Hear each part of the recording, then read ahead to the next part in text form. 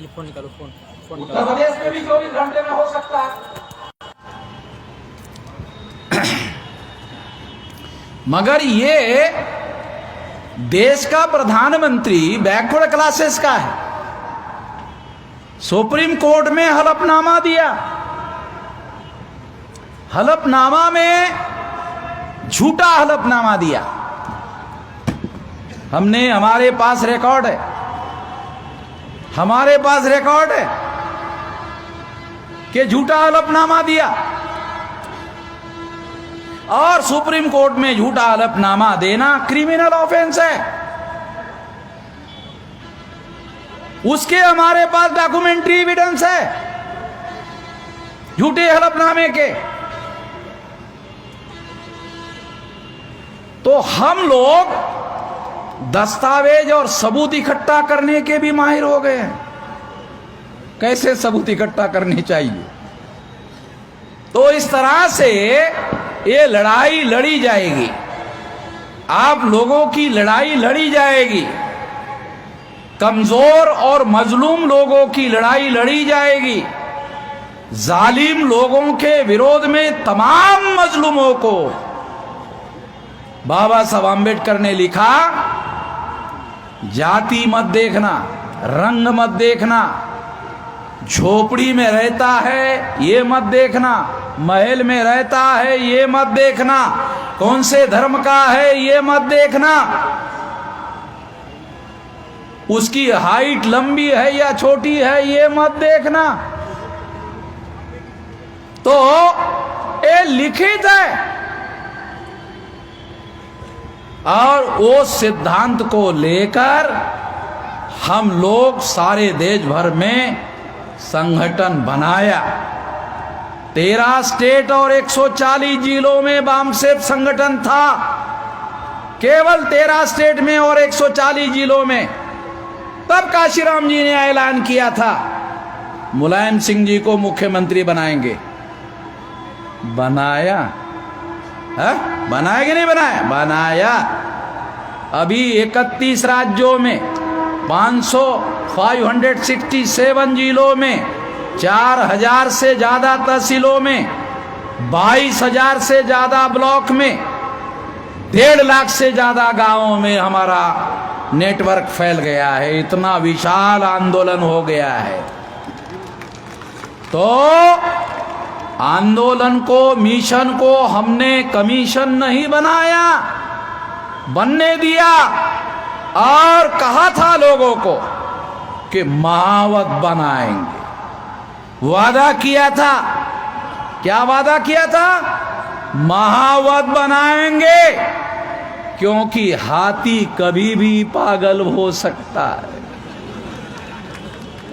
आपको लग रहा होगा कि मैं बहुजन समाज पार्टी के हाथी के बारे में बोल रहा हूं। नहीं नहीं नहीं नहीं नहीं, राजनीति का हाथी, सत्ता का हाथी कभी भी पागल हो सकता है।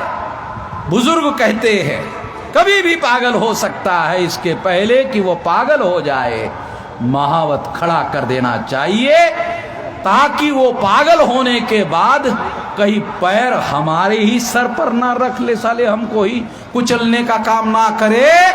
इसके लिए महावत हमारे पास होना चाहिए और हमने महावत खड़ा किया हुआ है। और जब सरकार ने कहा सीएए लागू करेंगे, देश भर में लागू करेंगे, याद है? कहा था देश भर में लागू करेंगे। 29 जनवरी 2020 को भारत बंद किया। दूसरे दिन से पहले होता था daily CAA CAA CAA CAA, साले 10 जगह अखबार में और टीवी में खबरें आती थी। और जैसे ही भारत बंद किया 29 जनवरी 2020 को, नरेंद्र मोदी ने बोलना बंद कर दिया, अमित शाह ने बोलना बंद कर दिया, सीए बोलना ही बंद कर दिया। बोल रहे अभी? हाँ बोल रहे, बोलना ही बंद कर दिया, सीए बंद। और जब बोलना बंद कर दिया तो अपोजिशन पार्टी ने पार्लियामेंट में पूछा, क्या पूछा? वो सीए तुम सारे देश भर में लागू करने वाले थे, वो तैयारी कहां तक आ गई लागू करने की? तो गृह राज्य मंत्री ने जवाब दिया, क्योंकि होम मिनिस्टर अमित शाह को बोलने के लिए शर्म लगी कि साला मैंने तो कहा था पार्लियामेंट में सारे देश भर में लागू करूंगा, अब कौन से मुंह से कहूं? तो राज्य मंत्री को कहा, रेड्डी तू रेडी हो जा, अब तू जवाब दे दे। तो गृह राज्य मंत्री रेडी था, उसको भेजा जवाब देने के लिए। उसने जवाब दिया। क्या जवाब दिया? ओपोजिशन ने पूछा था कि ये सारे देश भर में लागू करने की तैयारी कहां तक आ गई? तो सरकार ने जवाब दिया, इस पर अभी सरकार ने विचार नहीं किया है, अभी हम लोग जिंदा है, विचार करेंगे क्या? करने देंगे? अगर दोबारा करेंगे तो हम है इधर। और मैं तो ये कहता हूं कि वो लागू करने के बारे में कोशिश करे तो इससे एक काम बहुत आसान होगा। कौन सा? कि SC ST OBC के लोगों को तो हमारी बात समझ में आती है, मुस्लिम समाज के लोगों को हमारी बात पूरी तरह से समझ में नहीं आती है। मगर जब CAA के लिए भारत बंद का हमने ऐलान किया तो सारे देश भर में मुस्लिम लोगों ने हमारा साथ दिया, सारे देश भर में। तो CAA अगर भारत सरकार लागू करेगी तो SC ST OBC और मुसलमानों का इत्तेहाद और मुसलमानों की एकता जल्दी होगी। और अमित शाह, नरेंद्र मोदी, RSS और विश्व हिंदू परिषद का जल्दी राम नाम सत्य होगा। अगर वो लागू करने की कोशिश करेंगे तो हमारे लोगों का इत्तेहाद जल्दी होगा, एकता जल्दी होगी। तो इसलिए साथियों, हम तो एकता की बात कर रहे हैं, इत्तेहाद की बात कर रहे हैं मजलूमों के। और भारत के संविधान के अनुसार ये करने के लिए हम सब लोगों को आर्टिकल 19 में मौलिक अधिकार है, फंडामेंटल राइट है। और इसलिए हम लोग ये पूरी ताकत से सारे देश भर में कर रहे हैं और करेंगे। एक और बात कहना चाहता हूं, एक RSS की विचारधारा देश में है, ध्यान रखो, बहुत खास बात समझा रहा हूं। इस देश में एक RSS की विचारधारा है और RSS को काउंटर करने वाली विचारधारा किसी के भी पास नहीं है, केवल हमारे पास है। और गार्ड बांध दो। और किसी को वेरिफिकेशन करना है, अंग्रेजी का शब्द है वेरिफिकेशन, सही गलत का फैसला करना है तो कर लो, जाहिर कर लो कि एक तो देश में RSS की विचारधारा है और RSS को काउंटर करने की विचारधारा केवल मात्र हमारी है, केवल मात्र हमारे पास है। और इसलिए बीच में जो बहुत सारे कम्युनल सेकुलर, अरे फालतू बातें रे, हमारे पास है असली विचारधारा काउंटर में। तो इस बात को आप लोग समझने की कोशिश करो और समझकर उस पर अमल करने की कोशिश करो। जितने जल्दी अमल होगी उतने जल्दी इस देश का समस्याओं का समाधान होगा। बाबा साहब आम्बेडकर कहते थे कि देश को दो बीमारियां लगी है, एक आंगलाई और एक पेशवाई। ऐसा बाबा साहब का शब्द है, मराठी में लिखा हुआ है। तो पेशवाई शब्द का अर्थ था ब्राह्मणाई, क्योंकि इधर वो पेशवाई समझ में नहीं आएगी आप लोगों को, तो उन्होंने जो मराठी में लिखा उसका अर्थ है एक आंगलाई, आंगलाई यानी अंग्रेजों की विचारधारा, और दूसरी है पेशवाई यानी ब्राह्मणाई, ब्राह्मणों की विचारधारा। ये दो जो है ये बीमारियां हैं देश को लगी हुई। ये दो बीमारी का इलाज करना है। आंगलाई तो चली गई, हा? आंगलाई जो है वो तो चली गई, तो अब तो ये कहीं रह गई।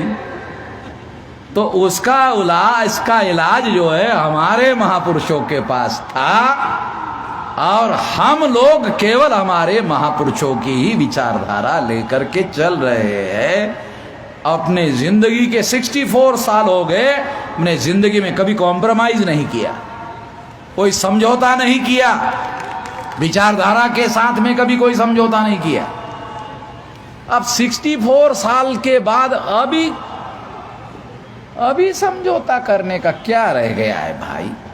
मगर जो लोग हमारे मजलूमों को सत्ता से दूर रखने की साजिश करेंगे उसका जवाब देंगे।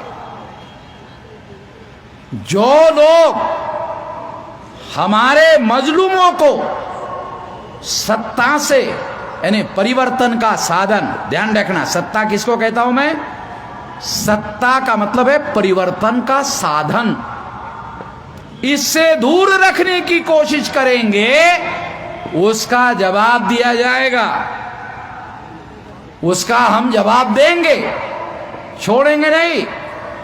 इस बात को जरूर ध्यान रखा जाए। अभी आज के अखबार में एक बयान आया है बीजेपी के प्रवक्ता का कि 2014 तक ये देश आंशिक मुस्लिम राष्ट्र था। एक बयान आया है बीजेपी के प्रवक्ता का कि ये देश 2014 तक आंशिक मुस्लिम राष्ट्र था। 2.5% नौकरी में मुसलमान नहीं है और मुस्लिम राष्ट्र था। कितनी झूठ बातें है भाई, झूठ की भी मर्यादा होनी चाहिए।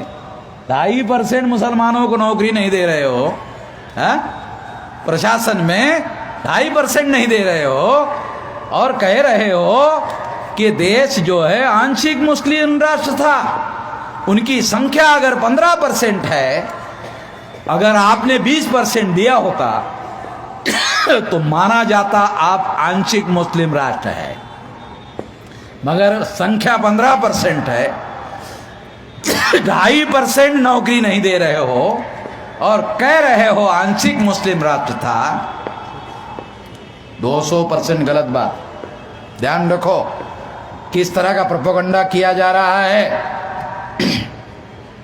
आंशिक मुस्लिम राष्ट्र की बात, त्रिपुरा की बात और मोहम्मद अली जिन्ना के रेफरेंस की बात, और बीजेपी के लोग महाराष्ट्र में मैदान में उतरकर जो फसाद करवाने का काम कर रहे हैं, वो सारी बातें अगर उत्तर प्रदेश में तुमने अगर विकास किया होता तो तुम्हारे पास बताने के लिए बहुत कुछ होता, मगर तुम्हारे पास बताने के लिए कुछ नहीं है। इसलिए तुम हिंदू मुसलमान का मामला खड़ा करना चाहते हो और तुम चुनाव ऐसा करके जीतना चाहते हो, नहीं जीतने देंगे। हाँ, ये खेल अब समझ रहे हैं हम लोग, ये खेल हम समझ रहे हैं, जीतने नहीं देंगे। और ये जो षड्यंत्र है इसको पूरी ताकत के साथ में हम लोग कोशिश करेंगे विफल करें। और 26 जनवरी 1950 को बाबा साहब आम्बेडकर ने जो रिपब्लिक कहा, रिपब्लिक प्रजाराज, रिपब्लिक कहा, प्रजाराज भारत में स्थापित होना चाहिए। ये प्रजाराज स्थापित करने के लिए आने वाले समय में पूरी ताकत, पूरी संगठन शक्ति के साथ, पूरी शक्ति के साथ इस काम के लिए लगेंगे। इस मौके पर मैं इतना ही कहना चाहता हूं। आपने मेरी बात ध्यान से सुनी, इसके लिए आभार, धन्यवाद।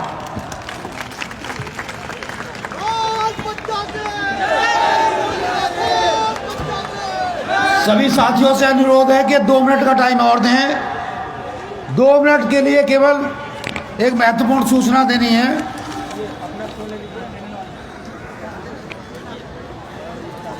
अशोक कुमार खन्ना जी मंच पर आ जाएं। अशोक खन्ना जी जिन्होंने पूर्णकालिक प्रचारक बनने के लिए अपना आवेदन किया है, वो स्वयं मंच पर आकर साहब को आवेदन देंगे। उनकी एजुकेशन एमए बीएड है, एमए हिस्ट्री से और बीएड किया हुआ है। वो पूर्णकालिक प्रचारक के रूप में निवेदन साहब को देना चाहते हैं। वो मंच पर आए और आवेदन देने का कष्ट करें।